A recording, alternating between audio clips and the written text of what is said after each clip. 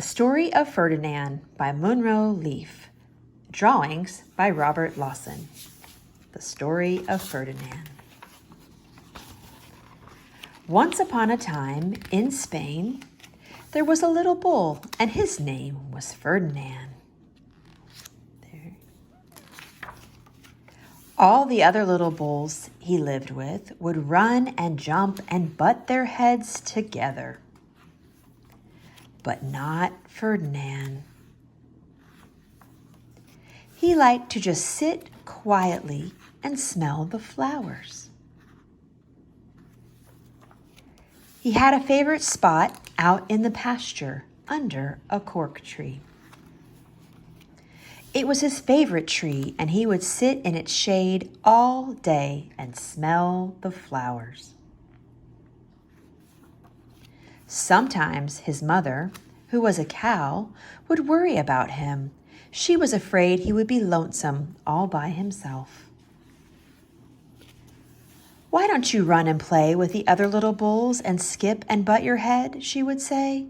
But Ferdinand would shake his head. "I like it better here, where I can just sit just quietly and smell the flowers."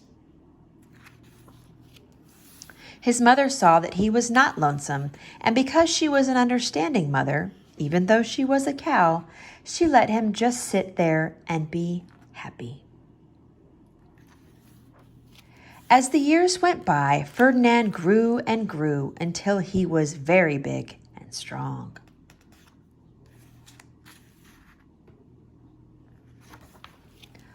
All the other bulls who had grown up with him in the same pasture would fight each other all day. They would butt each other and stick each other with their horns.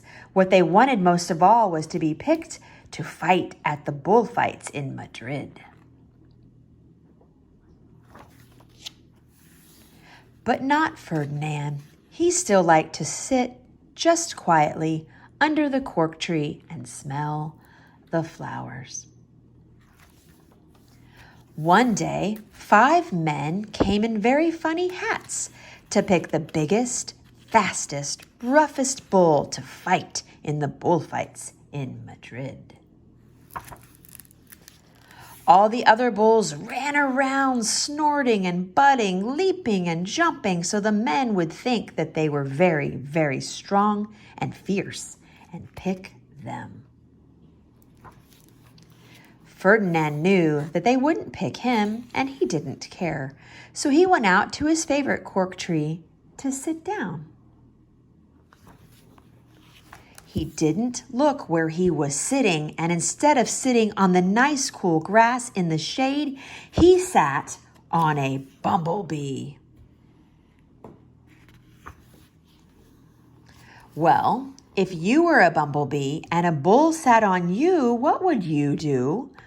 You would sting him, and that is just what this bee did to Ferdinand. Wow, did it hurt? Ferdinand jumped up with a snort. He ran around puffing and snorting, butting and pawing the ground as if he were crazy.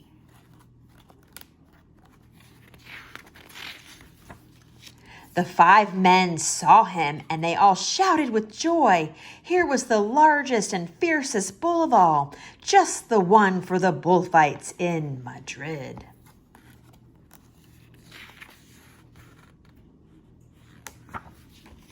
So they took him away for the bullfight day in a cart.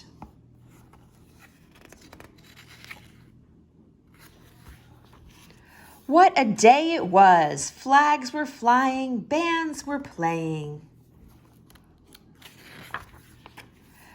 And all the lovely ladies had flowers in their hair.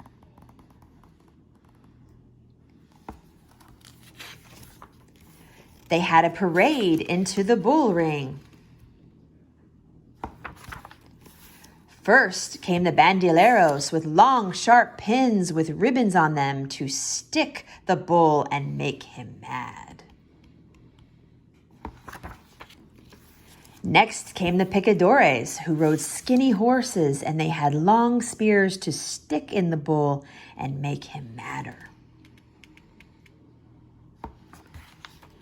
Then came the matador, the proudest of all. He thought he was very handsome and bowed to the ladies. He had a red cape and a sword and was supposed to stick the bull last of all. Then came the bull, and you know who that was, don't you? Ferdinand. They called him Ferdinand the Fierce, and all the bandoleros were afraid of him, and the picadores were afraid of him, and the matador was scared stiff. Ferdinand ran to the middle of the ring, and everyone shouted and clapped because they thought he was going to fight fiercely and butt and snort and stick his horns around. But not Ferdinand. When he got to the middle of the ring, he saw the flowers in the lovely lady's hair, and he just sat down quietly and smelled.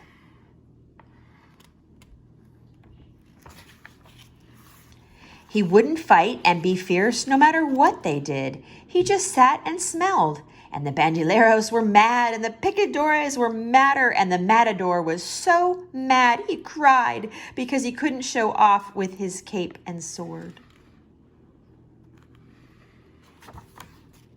So they had to take Ferdinand home.